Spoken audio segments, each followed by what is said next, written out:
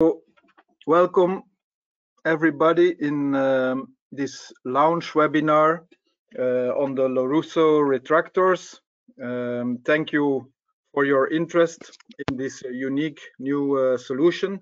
My name is Roland de Pape. I'm the product manager for Modern Dental Europe. Next, please. Our guest lecturer for this webinar tonight is Professor Dr.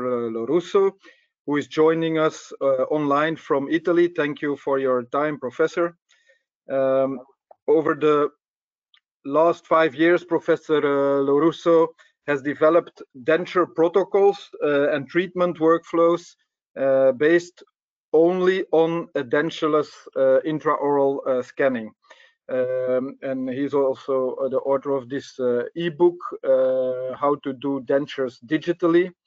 At the same time, he also published numerous articles where he documented clinically the accuracy of this workflow based on intraoral scans. Next, please. So this concept, of course, is a perfect match with our own EVO Fusion digital denture. And just to introduce to you Modern Dental Europe. Modern Dental Europe is producing also EVO Fusion digital dentures in our production facility in Germany, where we have built the largest denture milling center in Europe. So we offer this solution in today in 11 countries in Europe. So that's why we welcome in this webinar also participants from different countries. We belong to the Modern Dental Global Network. So this is the largest dental laboratory group in the world, sharing knowledge and vision to serve our clients with new and let's say future-oriented solutions. So in 6 countries in Europe, we operate under the Elysée branch, under the Elysée umbrella.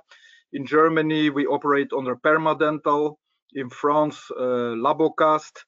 England and Ireland under the Southern Cross Dental group. And then in Sweden under the CDI Dental brand. So if we talk about digital dentures, the technology and the innovation will, of course, further develop. It's only getting better. And we, of course, want to help our clients embracing digital technology in general in their dental office. For digital dentures, it's interesting. Up to now, we asked our clients to scan their impressions or to send us conventional impressions to the lab, where we would scan with the table scanner those conventional impressions. That's why Professor Russo is today with us. He will explain for us today a new concept, a concept of starting from intraoral scans. And this is not just a different way to do your impressions, it is also a different concept, conceptual framework, which he will explain to us. And there are, of course, also different physics behind the denture retention, which is also very interesting. So we already know that digital impressions are more comfortable for the patient. They take less time and they are more accurate, or at least as accurate as conventional impressions. All this leads together to consistency in the quality, in the designs also, and of course in a good fit, a perfect fit of your denture. Next, please. So according to Professor Russo, the advantage of scanning means that we can capture the soft tissue in a passive state. And here he will explain all about using his unique Russo retractors and the workflow behind it.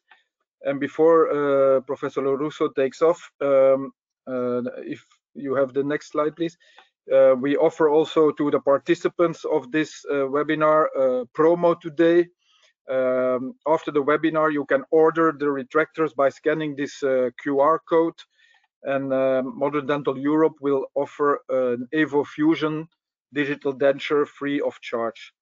So you can scan this QR code and subscribe, and we will show this slide again at the end of the presentation. So then you have the chance to scan it again. So Professor Russo, you probably think I will do the whole presentation now. Do you think you get to say something? But we are very honored to have you as presenter today of this webinar, and I give the stage to you. Thank you. Thank you very much, Roland. Thank you for inviting me and for hosting this webinar. I want to thank your academy for organizing this webinar and give me the opportunity to share information regarding our retractor system for edentulous arch intraoral scanning. So let me thank, of course, all of you for joining us and sharing our experience and our knowledge. I hope at the end you will have a much clearer picture of what intraoral scans of edentulous means and how it is possible in a very simple and reliable way. But before going into detail, let me just add a few words about me. I live in Foggia, a small city in the southern part of Italy, where at the local university I hold the position of professor of prosthodontics. I'm involved in clinical research. Basically, I'm a clinical researcher. And because I'm getting older, I have so far published more than 160 research papers, which received more than 4,000 citations. For this research, ResearchGate, an online database collecting data from more than 50 million researchers in the world, classifies me in the top 5% of researchers worldwide. Nonetheless, I'm not a theorist, quite the contrary. My research is clinical in nature, so I'm used to be involved in all practical activities of my research projects, including the lab work. In this lecture, we will discuss the intraoral scanning of edentulous arch, and we will focus on how to get them. Now, all of you know that intraoral scan is a quite new technology which is rapidly and widely spreading across dental practices. And of course, it offers a number of benefits, not only in fixed prosthodontics, but also in removable prosthodontics. And in particular, the scanning of edentulous arches or large span edentulous regions, like what you are seeing in this picture, is not a pure style exercise, but it is a relevant clinical procedures, even if you go for fixed on implant, and even more, I would say, if you are going for a removable denture or a removable rehabilitations. And this is because the current standard of CAD/CAM technologies are based on anatomical data acquisition, which is obtained with conventional techniques. Of course, this impedes to maximize the benefits from the adoption of digital technologies. On the other hand, if we start from intraoral scan and with the direct digitization that intraoral scans makes possible in relation to the acquisition of the anatomical data, we can shift to an entirely digital environment where neither physical impression nor physical cuts are required anymore. So that's just relying on digital technologies, we can catch a number of additional benefits and exploit the whole power of digital technologies and intraoral scanning by improving the efficiency and the effectiveness of both clinical and lab procedures, and improve the quality, the standards of our rehabilitation, and even more the comfort of the patient.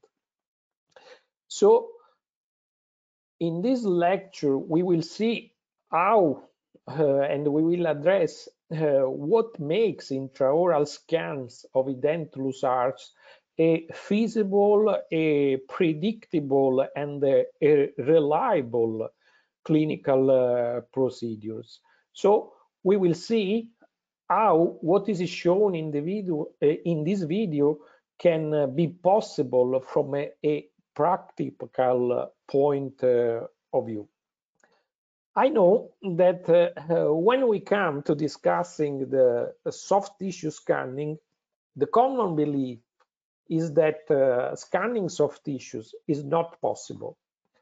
I think we can all agree that nowadays nobody has doubts or is worried about scanning teeth, but many still have concerns about soft tissue capturing with an intraoral scanner. Sure, I can understand such concern, but I'm also aware that if such concerns were true, these that you can see now would have never been possible. So it would never been possible to scan the whole palate, the soft palate up to the uvula, and even more with such level of details as you can see in these pictures. Now, provocations apart, the concerns regarding soft tissue scanning raised because of issues related to edentulous arch scanning. And the most frequent explanation I have read to justify those concerns related to capturing edentulous arch scans is the absence of features on the soft tissue. Now, the question is, what are those missing features here on these scans, if any, whose absence impedes to the scanner an adequate capturing of these tissues?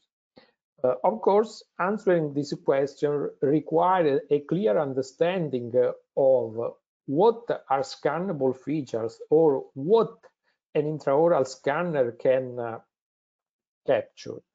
Under this point of view, what the scanner can capture is just geometric features. And if you go for a quick Google search, you can find that geometric features are properties of the space that are related to the distance, the shape, the size, and the relative position of figures and objects in the space. So, are we sure that geometric features are really missing here? Because we can all agree that there are no teeth, but if we take a closer look in this scan, we can see that even in the absence of teeth, there are plenty of curves, concavities, convexities, and even more combination of all these geometric elements. Furthermore, on edentulous arch, is it quite common to have anatomical defects, alteration, or scars which add further geometric elements. All this seems to be disregarded if we consider that in order to improve the feasibility or the predictability, it has been proposed to add some landmarks on tissues. Landmark like cement, composites, spheres, or even, as you can see, something more complex structures whose usefulness still remains to be demonstrated. Now, I don't want you to misunderstand me. For sure, I do not want to deny that there are different levels of complexities in scanning edentulous arch, as you can see in these pictures. And in the same way, I do not want to say that what you are seeing now is the right thing to do the first time you are using an intraoral scanner. But when I see all those creative or fancy approaches and come back to these scans, I feel a bit lost, and honestly, I wonder if we are complicating something which is easier in nature. So let's elaborate a bit more on that. Now, this is a common clinical situation, and let's try what is it.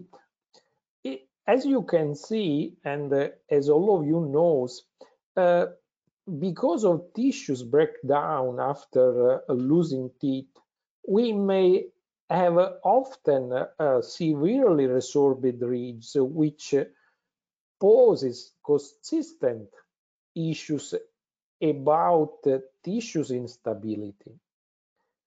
In addition, in a situation like this, what you are seeing, we lack accessibility to the regions we would like to scan. As you can see, the region to scan, the ridge, is not exposed to the scanner action. It is covered by the neighboring tissues. So if you cannot even see the ridge, how can we imagine to scan it? And in this situation, being able to capture anything is neither a fault of the scanner nor a problem of missing features.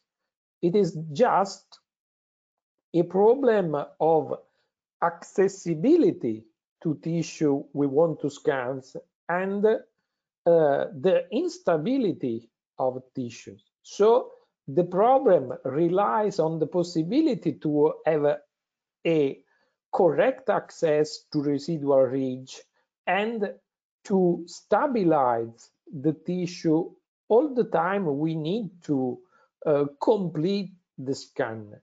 So these two aspects, the accessibility and tissue stability, are critical, and no matter if we go for a fixed or a removable prosthodontics, they are critical anyway. So let's try to understand why the instability of tissues and the lack of accessibility to tissues are so negative for intraoral scanning of edentulous arches. Basically, the intraoral scan technology with its two components, the hardware and software, makes two basic things. The first, capturing images of the tissues, and the second, combining those images in order to create the three-dimensional shape and model. Of course, if we have no access to the tissues, we cannot capture anything.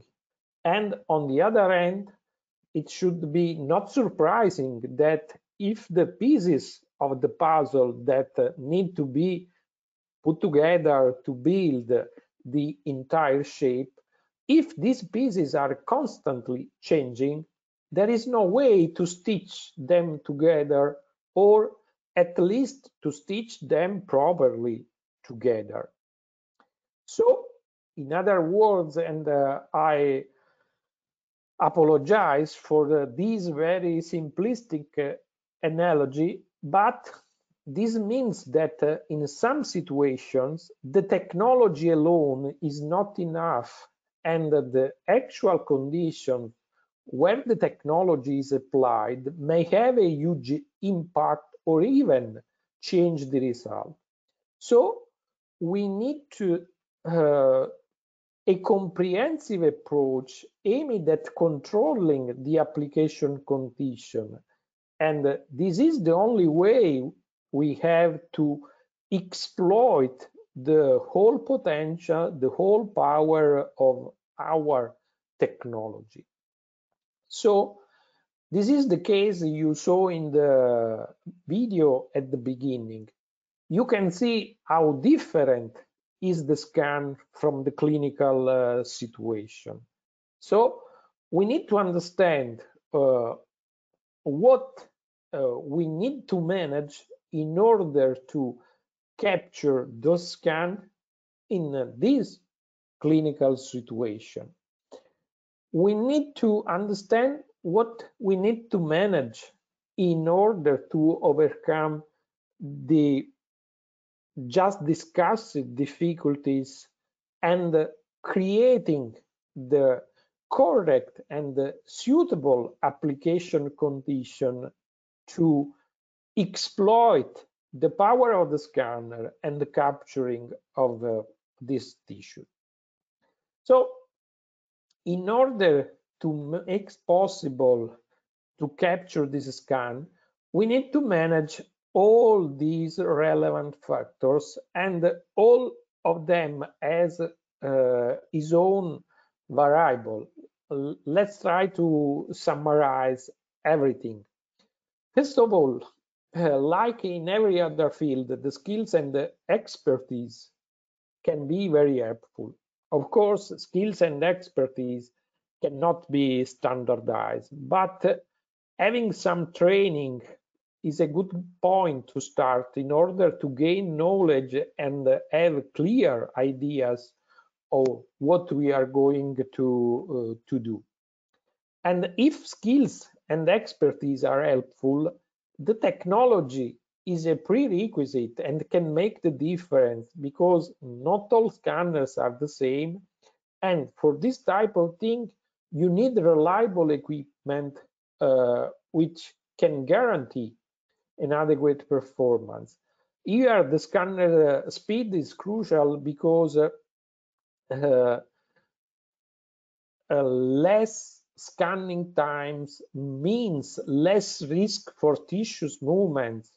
And remember that even the most compliant patient cannot stay mobile forever. And moreover, with removable prosthodontics, we most of the time deal with older patients, and in older patients, most of the times we may have neuromuscular disorder which can cause involuntary movements. So there is an intrinsic difficulties in keeping stable not the tissues, the patient. Another important factor, a key factor, is the scanning strategy. scanning strategies tailored for edentulous arch have been released, and a detailed description of them can be found in the link shown in the QR code. Of course, strategies are different for the upper and the lower arch, as everybody can imagine, because of the relevant anatomical differences, and we have no time, unfortunately, to discuss this in detail, but you can find all the detail in the link, or for those of you who are using the 3Shape scanner, this strategy are actually in the help function of the Trio software. So they are inside the scanner software. So far, we have considered some relevant factors, but these are not sufficient. Do you remember when we said that the technology is a prerequisite, but the application condition can make a difference?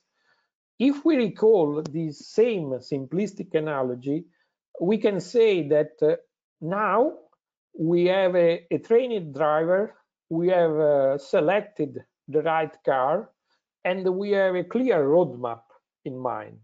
But we have still not addressed the application condition, or at least not completely. To properly address the conditions where technology is applied, we need to take care of the clinical setup of the patient and the anatomy factors. And for all of them, the basic goal is to provide accessibility to residual ridge and the stabilization of the surrounding tissue. Now, we need to understand how this would be possible. Do you remember this?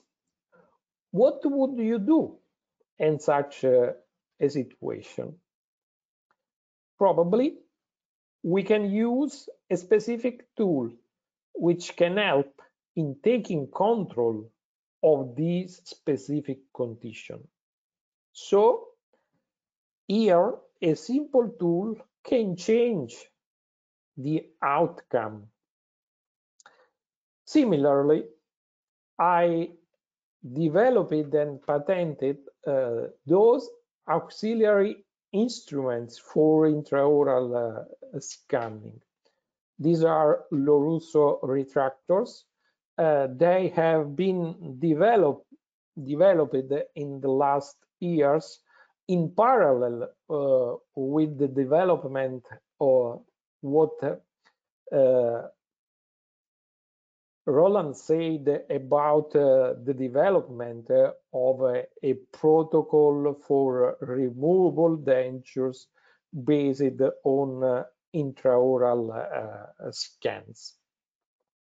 So these tools and these instruments were designed with the aim to improve the user experience sorry, in scanning the edentulous arch, and in order to obtain predictable and accurate result in an easy and as fast as possible way. And now we want to show you how it is possible and what it is possible to obtain by putting all together all the aspects we have addressed and understood in the last years. So here you are what the retractors makes possible. You know, if we deal with scanning the edentulous arch, the mandible is what is always believed as the most difficult thing. So here you can see what the retractors can do in the worst situation, any dentulous mandible. You can see how they can provide access to the scanning field. They can stabilize tissue for all the duration of the scanning procedure. They can simplify the scanning process because with the retractors, a single operator can manage all the scanning procedures.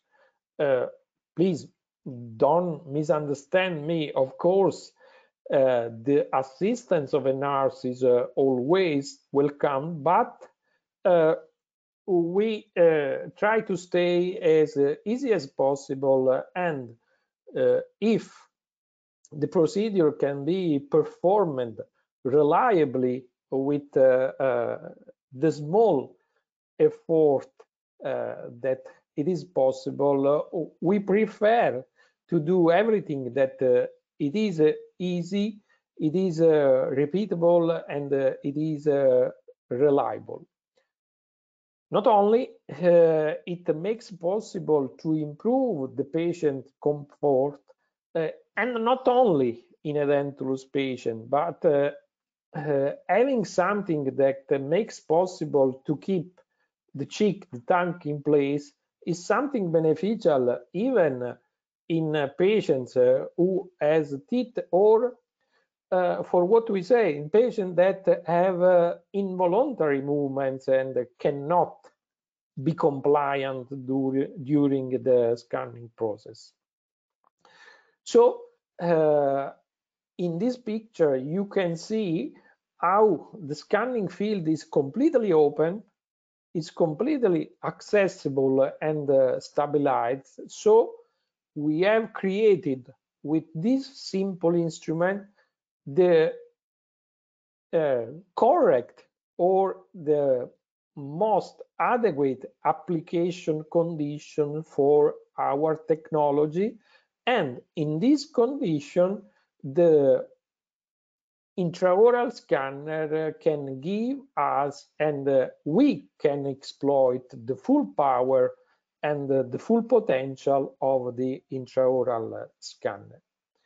Again, from a different perspective, what was mobile and unstable before is not mobile anymore after you put the instrument in place in the mouth of the patient. And this is the upper jaw, and you can see how the instrument looks like a tool for framing the scanner, the scanning region. And of course, this is a picture with the instrument in place in the upper jaw. The same from a different perspective. If we take a closer look, here you can see what you have access to, and once the instrument is in place, you can see the amount of anatomical details you can capture, you can actually capture, and everybody of you is aware of what all these details means in all regions for a removable denture. I would like you to see a video, a screencast from a live scanning. Don't worry, I would show it again, but please that the video is playing at live speed, and take care of the timer. This scan, which is more than half of the arch, was taken in just 3 seconds. So pay attention. 1, 2, 3. this is the live speed of the scanning, where you can see that if you are able to manage those relevant factors that we have discussed so far, you can take some amazing scanning in, let's say, no time. So this is what we were able to capture in just 3 seconds, which is more than half of the arch.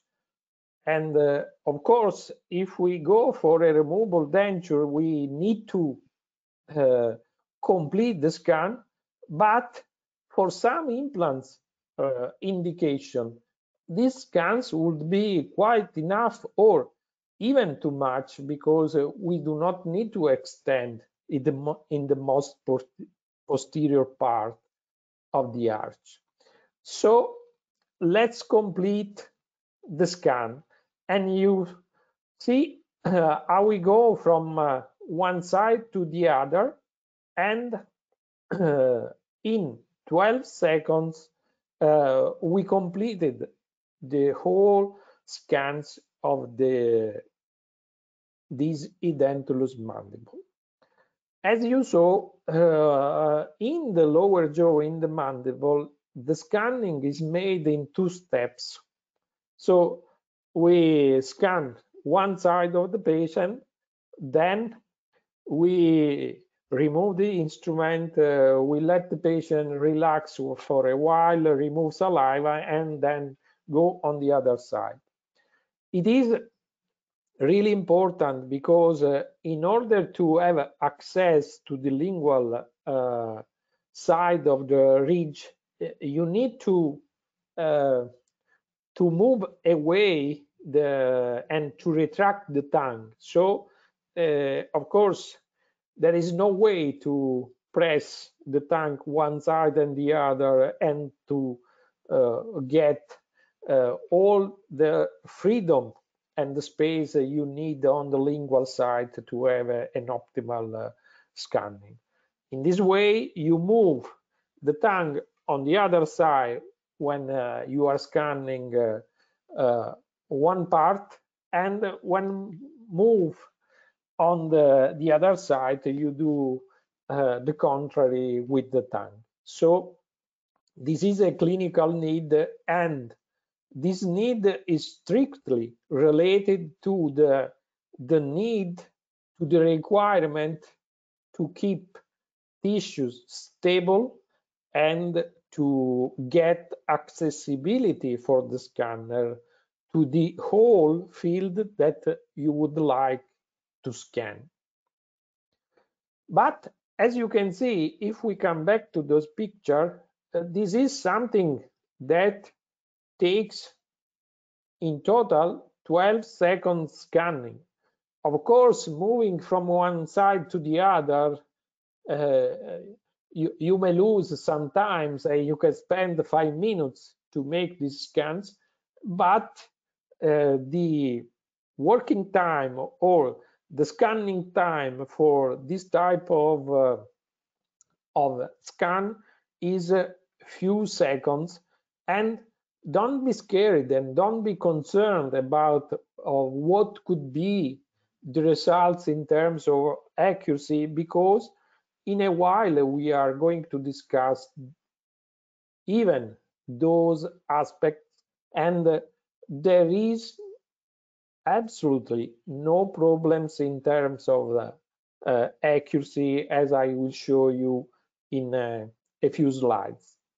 But I want you to note that if you can manage tissues properly with inadequate stabilization, and if you are able to guarantee a proper accessibility to what you want to scan, you can do even more. Here you can see the scanning field is focused on the retromolar part pad, and in particular on the retromyloid fossa, which is a very difficult or tricky area to acquire, even for a conventional impression. But if we have clear in mind what we want to do, and if we can manage tissue stability and scanner accessibility, let's see, you are able even to complete or extend the scans in such a critical or difficult to reach or tricky to capture area. So this is what you can get if you can obtain an adequate stabilization and access to tissue. And the same is for the upper jaw. As you can see, we have captured a part of the scan, we have trimmed the border, and then we go in again to complete the scanner, and we complete all the vestibular aspects till the tuberosities areas, which are relevant areas for denture fabrication, where we can obtain, as you can see, this amount of details.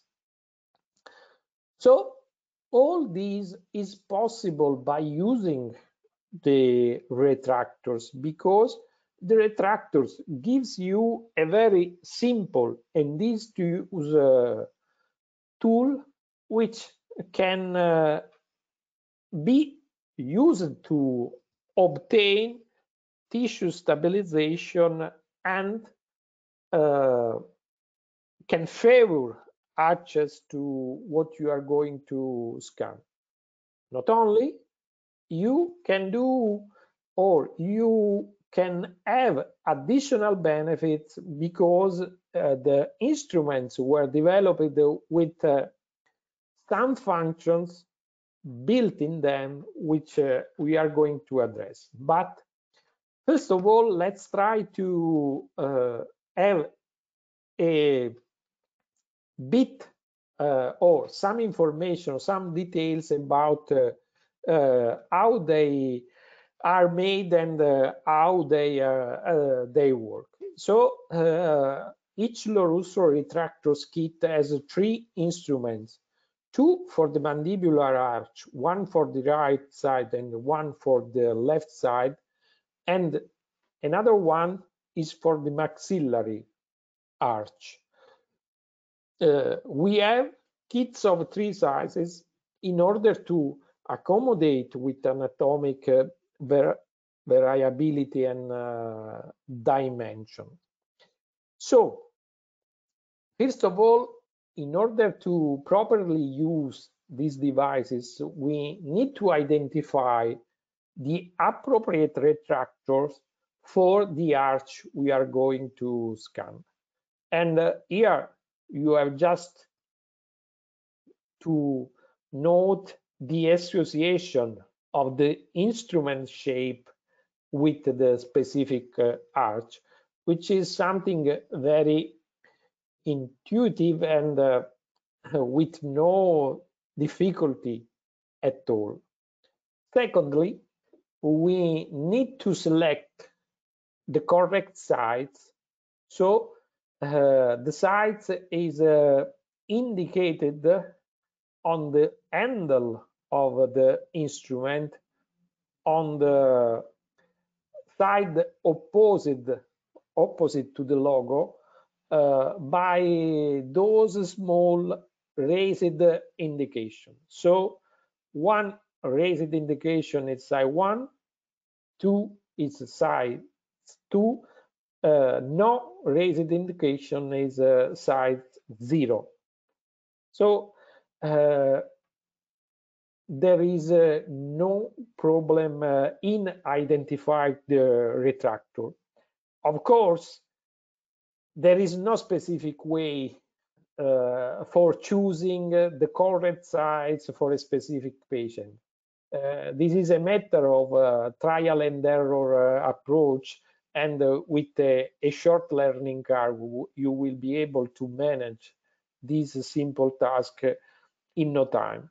It is more or less the same how you get used to select a tray of the correct size after a while you are using that system.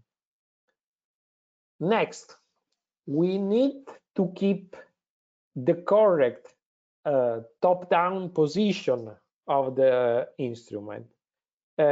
This is quite easy because the logo was used in order to make this possible. So keep the logo facing you, and you have the correct orientation and the correct top-down position of the instrument. Let's repeat. The main steps are selecting the right shape of the instrument, selecting the side, keep the proper orientation, and then insert the instrument in the mouth. Let's see in a live video how it works. So, as you can see, the logo is facing you. This gives you the correct top-down position. Then, with a small rotating movement, the arms of the instrument are placed in the mount. So, few seconds, and the instrument is in its final position, and you can see what you saw in the images before.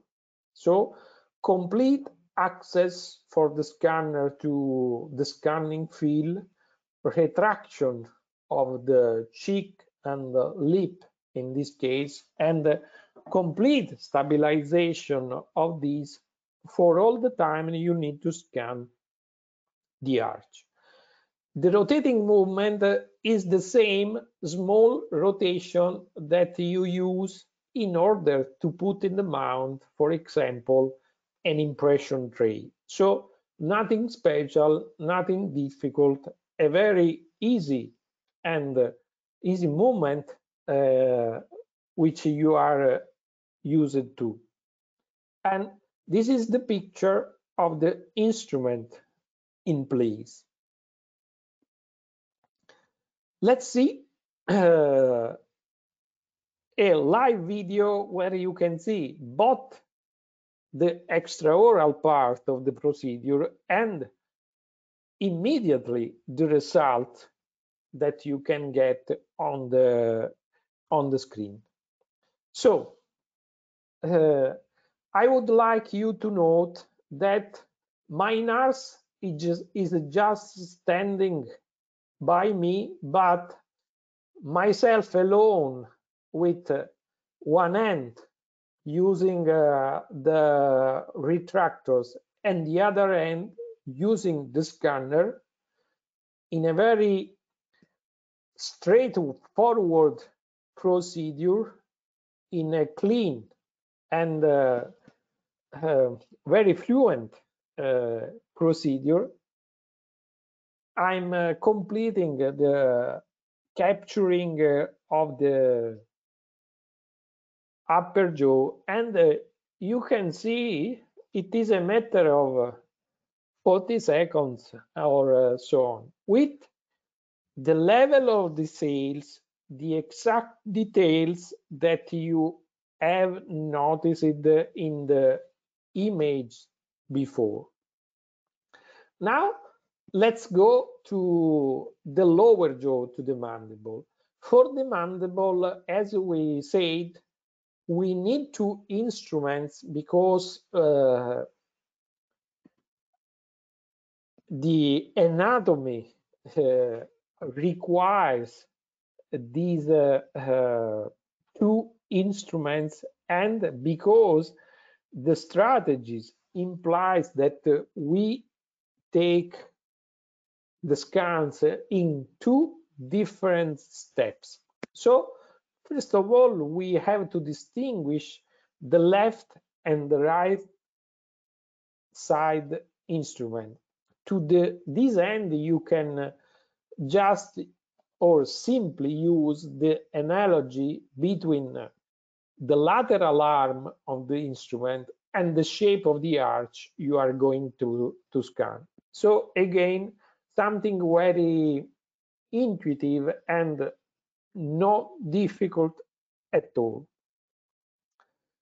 Once you have selected the instrument, you have to be careful, because in the lower jaw you may be tempted to use the instrument by positioning it parallel to the sagittal plane, a bit like the upper jaw we have just seen.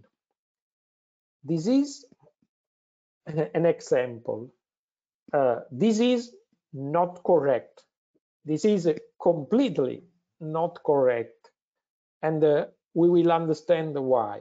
Let's see before what are the correct positions of the instrument. So for the left side of the patient, the correct position is with the handle of the instrument between 7 and 4 o'clock, and for the right side, the handle of the instrument is between 4 and 5 o'clock. But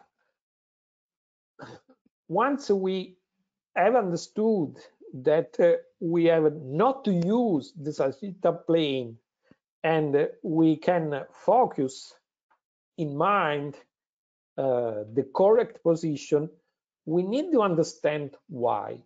And please give me a couple of minutes of your attention, because this is a very relevant aspect for obtaining the scan, and most of all, accurate scan. When we use the retractors and scan the mandible in two steps, by using the shown position, we may obtain an overlapping area. This overlapping area is the key for an accurate stitching of the two halves of the scan. So this overlapping area is what makes possible to attach or to stitch the second part of the scanner to what we have a scanner from the other side. So when I scan the left side of the patient, I scan all these area, as you saw in the video, including the highlighted region. When I move to the other side, I have this highlighted area already in my scan field, and I will start from that area in order to stitch the next images to what we already have in the scan already captured, and complete the scan and merge one side with the other side. So it is extremely important that you get the proper position of the instrument in the lower jaw. But I will show you some tips while we are going to see a live video. Again, we are going to scan the left side of the patient. We have chosen the correct instrument. We always keep the logo facing us and thus we will be sure to have the correct top-down position or orientation on the instrument, and then with always a small rotational movement, we get the instrument in place. Now I stopped the video because I want you to notice that on the lateral arm of the instrument, you can see there is a kind of notch on the shape of the instrument. This notch was conceived in order to guide the instrument on the midline frenum. So this is some that can help you in getting the right position. Or if you want another tips, please note that the handle is on the lateral part of the lips, opposing to the side that you want to scan. So the handle of the instrument, as you can see, is not along or parallel to the sagittal plane. This is the correct position that allow us to have those overlapping area, which is the key factor for completing the scan and obtain an accurate scan. Let's go on the other side. Again, different instrument. Again, the logo facing us, and again, a small rotational movement. Notice the notch and the position on the patient. So very easy, few seconds, no problems at all, and from now on you have the tongue away, the cheek away, everything is stable, and you have even more. I will show you in a few seconds. Let's see it live. And again, you see my nurse, you see myself, one hand the instrument, the other hand the scanner. And as you can see, I scan and then I move backward. I go far backward the retromalleoid fossa and the retromolar pad, always in a matter of a few seconds. Okay, let's move on the other side. And here you can see my nurse is participating to the procedure, and I help in stabilizing the lateral arm. But I want you to notice that I'm not looking in the patient mouth. So I'm completing the scan, as you can see now, without looking on or in the patient mouth. How is this possible? This is possible because the instrument, as I said, have been developed with additional function built in them. And one of these additional function is a guide function over the scanning field.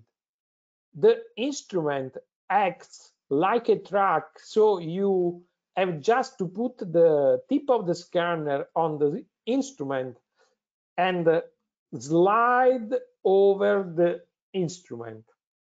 The instrument guides the tip of the scanner, and not only it guides the tip of the scanner offering a rest, but offering such a rest, it helps also in maintaining an adequate height over the tissue. So you have a track that makes you possible to slide the tip of the scanner and keep or helps keeping the tip of the scanner at an adequate vertical height over tissue. But this is not all, because we have also a guiding function along the scanning path, because as you can see in the image, the strategy and the shape of the instrument were modeled each other. So the shape of the arm of the instrument were created and modeled according to an optimized strategy to capture the lower jaw, and vice versa, the strategy was adapted to the instrument. So basically you have the scanning strategy within the instrument, and the instrument guide you along the correct path. You have just to put the scanner on it and slide the tip of the scanner over the instrument. That's it. Now we saw that it is possible, it is quite easy and fast to make the scan of edentulous arch. The question is, but is all of these scans reliable enough? Under this point of view, I have published an in vivo study addressing the mean 3D distance between intraoral scan of edentulous arch and the corresponding conventional impression. This is one of the few in vivo studies addressing this issue, and the only one reporting data regarding the edentulous mandible. Of course, we cannot discuss the methodology in depth, but it is published, and if somebody wants to go deeper in this topic, please let me know. I will send the PDF of the relevant literature. So what we found, and obviously the scans were captured by using the retractors, we found that the mean 3D distance, or the mean 3D difference between an intraoral scan and its conventional impression is 30 microns for the maxilla and 20 microns for the mandible. Now, the minus signs means that on average, the conventional impression is located in a more apical position. Of course, we have found a small difference, but we need to understand the meaning of such a difference, because there is still somebody who is believing that this is the error of the intraoral scan. This is not, because here we need to be careful and realize that we are comparing the intraoral scan with which does not touch the mucosa at all, with the conventional impression, which by definition applies a certain amount of pressure on tissue. And since tissues are compressible, as a result, we will have a certain amount of displacement of mucosa under the pressure applied by the impression material.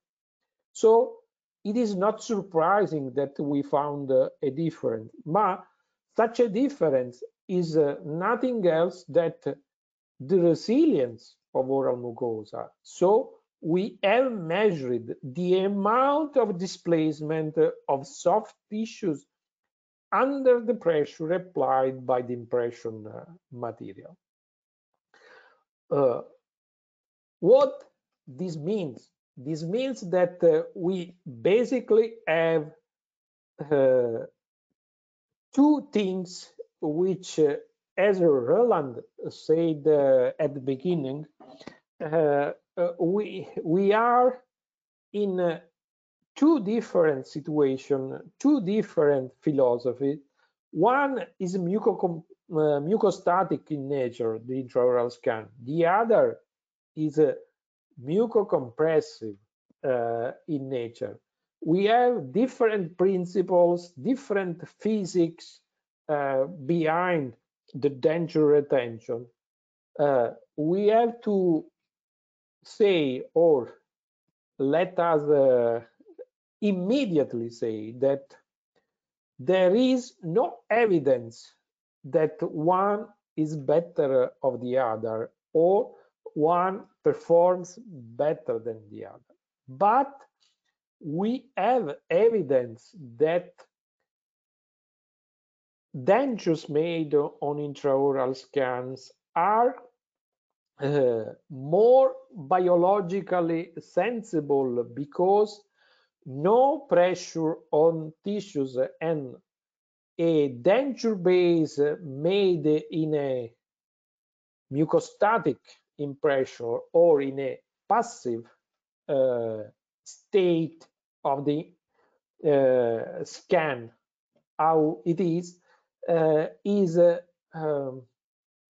more effective in order to avoid pressure on underlying tissue and to preserve the ridges in the medium to the long term. So our call to action is not to be afraid to make intraoral scan of edentulous arcs, and if you are going to use them for removable denture fabrication, you are on the right track, because there is no reason not to move to intraoral scan based digital dentures. And digital dentures made on intraoral scan, as we said, we have no time to discuss in detail, but of course we are open for further webinars. Those fully digital dentures are more biological sensible and even more profitable and more comfortable for the patient. You may like it or not, the protocol of intraoral scan based denture is a reality. It has been developed in the last 5 to 6 years, and it has been developed in an independent, absolutely not sponsored and not supported way, and most of all, it is definitely open, which means you can integrate in such a protocol whatever technologies you have or you like. What we can say is that every step in this protocol was validated and backed up with reasonable scientific evidence. All this body of knowledge has been organized into a systematic protocol which hopefully could become the new standard, and which makes it possible for you to go from start to finish in just 3 appointments, or even 2 if you are comfortable in skipping the trial placement appointment. I do not personally advise to do so, but if you are quite confident with the digital patient approach, there is definitely the opportunity to go for this type of approach. So what you need is the intraoral scan. We have seen how we solved the problem to obtain the intraoral scan. We have demonstrated that such scans are accurate enough to build a denture over them. Once we have captured the intraoral scan, you may face with the issue of mounting intraoral scan as per the correct maxillomandibular relationship. To this end, we stayed easy and adopt a very easy solution. The occlusion rims, which are very old objects, everyone knows them, everyone is used to use them, and they maintain all their traditional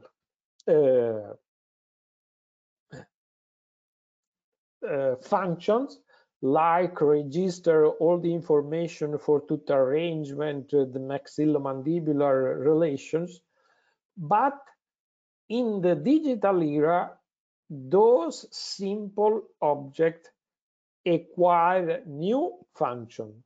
These functions are the possibility to transfer all this data useful for teeth arrangement in the digital workflow, align the intraoral scan or mount the intraoral scan as per the correct maxillomandibular relationship, and help in obtaining a static preview, which is part of the digital patient approach I just cite in order to get the possibility to skip the trial placement. So once you have the occlusion rim and you do everything you are used to do conventionally with the occlusion rim, so the vertical dimension, the position, the support of soft tissue, the incisor length and position, and so on, you go for scanning these occlusion rims, and this can be made both in the clinic with an intraoral scanner or in the lab with a lab scanner. We have published a number of techniques in order to use and align intraoral scan by means of occlusion rims, which can be done either intraorally or extraorally. Of course, if you are going for an intraoral technique, you need some specialized rim shape, but you can stay very easy and use conventional rim shape and go for an extraoral scanning of the registered rims. And once you have the rims, you can align, as you can see, the intraoral scans and proceed with the denture design. The denture design is very straightforward. You have just to follow the software and take your time. You have all the tools you need, or at least all the tools you have in even in the analog way. So we can arrive at the final denture with no physical impression, with no physical casts, in a model-free workflow. And this is the potential of starting from intraoral scans, using the Russo retractors and a validated digital denture protocol. So why not to give it a try with the offer that modern dental is making to you. So I want to thank you all, and if you have any questions, please, let's do it. Thank you very much, Professor Russo, for the very nice webinar. Very well explained. I will check for questions. Okay. We have one question here. It's already solved. How about the resilience toughness of the gingiva? No problems at all, was the question. But no, because as I said, intraoral scan means accepting mucostatic philosophy. Under the mucostatic philosophy, resilience of the mucosa is not a problem, because if you captured the scans, and it is so, in a passive state, one of the main assumptions of the mucostatic philosophy is that the whole mucosa is behaving like an object with no resilience, because the pressure you may apply in one side by the way how connective tissue behind the mucosa is made is capable to distribute those pressure everywhere below the denture base. So it is not a concern, this type of thing, under the assumption of the mucostatic philosophy. thank you. Clear. Thank you. There's another question. How or would you recommend to buy all three sizes of the retractors, or can I start with the medium one? Of course, in Italy, the ancient Latins say that in the medium stat virtus. So the medium is always a good thing. Of course, the medium can cover a lot of cases, but it is not adequate for all cases. Mm-hmm. So for sure you can start with one size, but you have not all you need to manage all cases. And you know, clinical variability or anatomic variation is quite huge, so you have to evaluate and think about it. Yes, it's like individual or like a standard trace, where you also need, yes, of course, different sizes for different, yes, patients.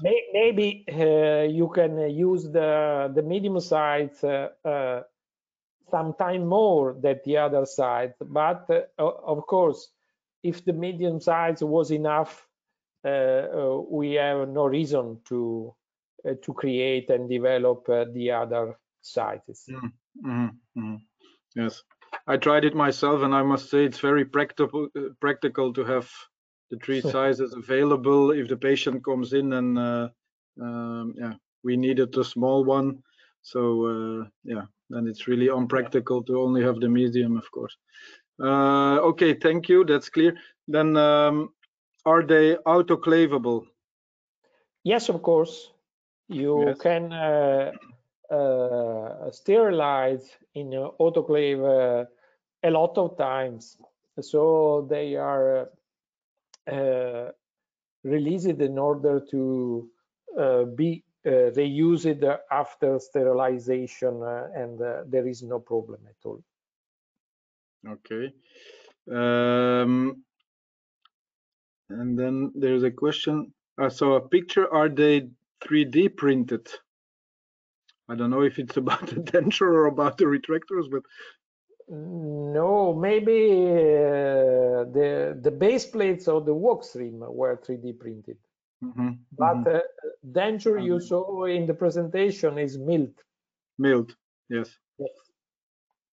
Okay. At Modern Dental, also for the EVO Fusion, we embrace both technologies. We started also testing printing, but in the end, printing, yes, but in the end, we went full 100% on milling because of the accuracy.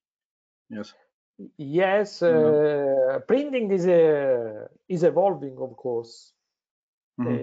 Let's say for now, the standard is milling. Yes, exactly. Okay. Does the scanner know how not to scan the retractors?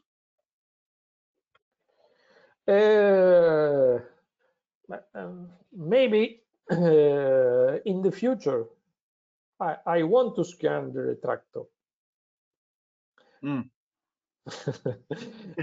You know, have you seen the picture where the spheres and oh, I haven't shown something with it looks like a Christmas tree in the mouth with the amount of things that were added.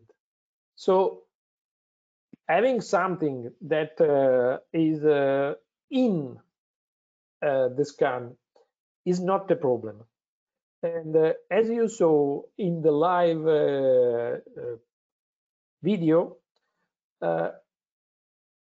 the shape of the instrument has been modified in order that it is quite difficult that you go and scan directly the instrument. If this happens, probably you have not made a good scan. If you think at the shape of the ridge, like a mountain, and you go to scan here and here, the orientation of the scanner is the opposite to the position of the instrument. So I will really do not care if they stay in the scan. Yes. If it happens, you can trim the scan and and avoid it. Probably in the future, artificial intelligence will be able to automatically trim the scan. Yes. But of course, as you know, artificial intelligence means that a lot of people use the retractors. Yeah, some scanners also offer the possibility to have a color recognized before the scanning, and to avoid this color to be scanned, so you can scan the color of the retractor, or put, for instance, yes,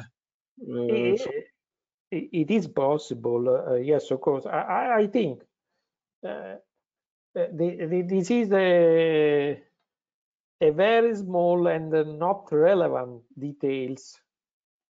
The substance is we need a reliable scan to build a denture. Yes. Then there are questions, of course, on other brands of scanners. Can it be scanned with the Medit or whatever? Yes, of course. You can use any scanner. Yeah. Any scanner. They are not system dependent. As I said, development was made absolutely unsupported, and so they were developed in order to manage a clinical issue, not in order to improve performance of a specific scanner.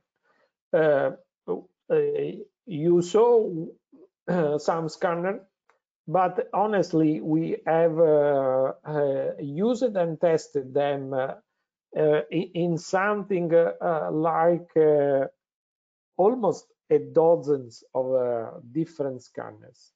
Mm-hmm. You know, there is someone that is faster.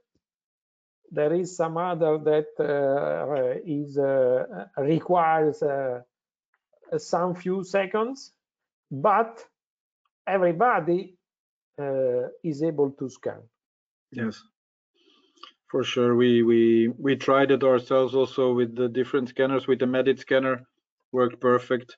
Yes. No problem. We did the lower arch in 20 seconds. So it's all Yes, about the positioning of the retractor, and then the scanner is. The principle is, as I said, and I apologize if I take the opportunity to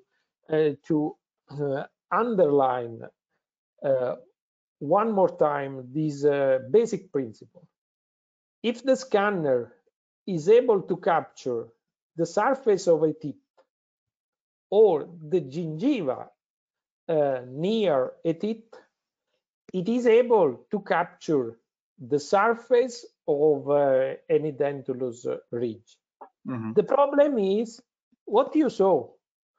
If this area is moving or the scanner cannot have access to this area, of course, it is not a problem of the scanner.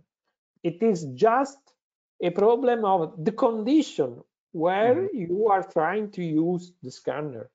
But if you can scan the surface of the enamel or the gingiva near a tooth, you can scan everything else, provided that the surface to scan is stable and accessible. Of course, it is not true. The surface of the edentulous ridge, it's not flat like a mirror. As you know, as you saw, it is a complex shape in the space. And as such, it is definitely and completely scannable. Exactly. Thank you. Let me check if we have other questions. No, that's thank you for the answers and thank you for the webinar. So I think that's a nice one to end this webinar. I think we enjoyed very much, and all the participants enjoyed. I was thinking we have, of course, the email addresses from all the participants, and we will share tomorrow. I will make sure to share the paper which you mentioned, so that all the participants can read into this paper and get more background information. Yes. If any questions would pop up later on from the participants, they can always contact the local office, and then we will make sure to share the questions and the answers with all the participants from the webinar. So thank you very much, Professor Russo, for your time, for your welcome. Very nice explanation, and we hope to see you soon in the next webinar. Thank you to all the participants from different countries. A lot were attending, and I hope you all enjoyed the webinar, and we hope to see you soon in the next webinar. Okay. Thank you very much. Enjoy your evening, and see you next time. Bye. See you. Bye-bye. Thank you very much. Thank you.